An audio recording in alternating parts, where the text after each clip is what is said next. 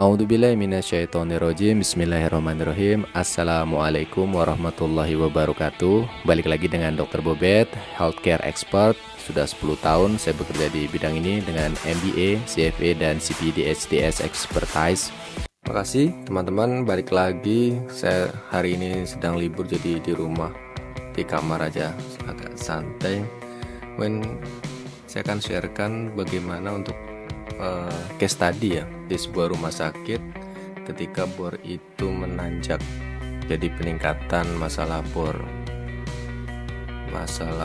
atau bed occupation rate di sebuah rumah sakit. Jadi nanti ada beberapa mungkin yang saya blur karena confidential. Ini gambar bor di sebuah rumah sakit yang saya kelola.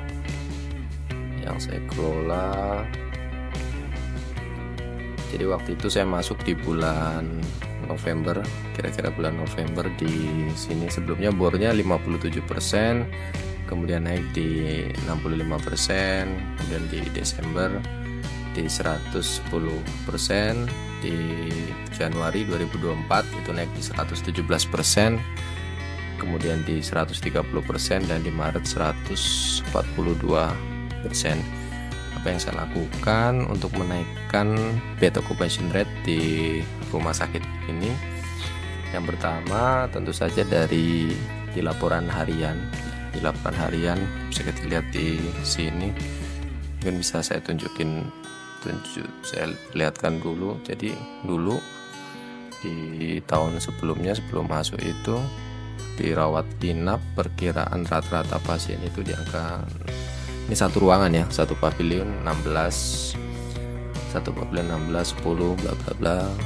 Kemudian di akhir-akhir sudah meningkat di sekitaran angka 20-an, 24, 25, kadang 30, 29, 30, satu pavilion, satu inap.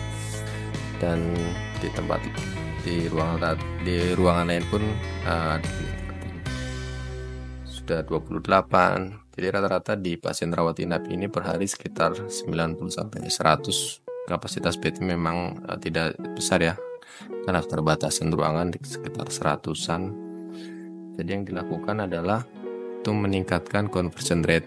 Nah, ini adalah pattern atau format pencatatan pasien IGD.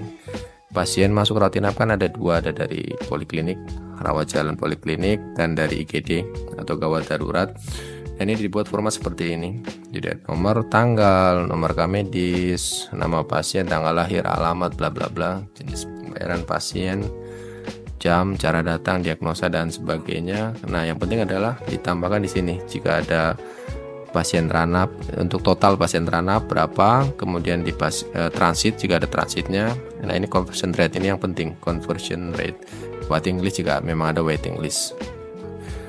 Waktu tahun 2023 itu pasien rata-rata kunjungannya 24, 16, 20-an, sekitar 20, 17, 20, sekitar angka segitu. 4 bulan kemudian di bulan Januari, Februari, Maret di 2024 itu meningkat di angka sekitar 40, 30, 39, 40-an per hari.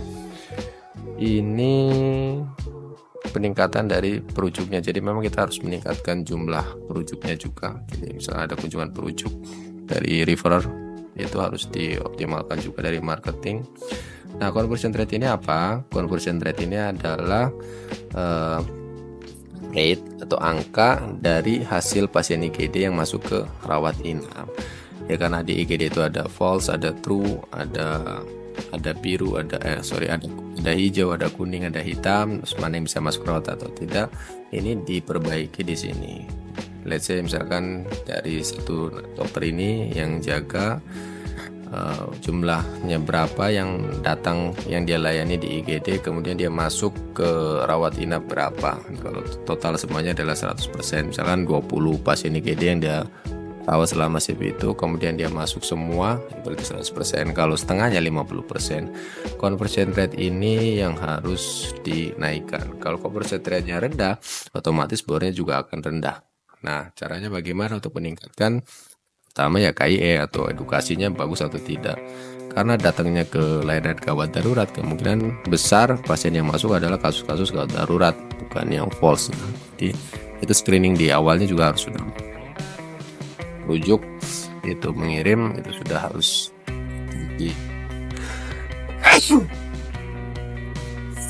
jadi sudah harus matang.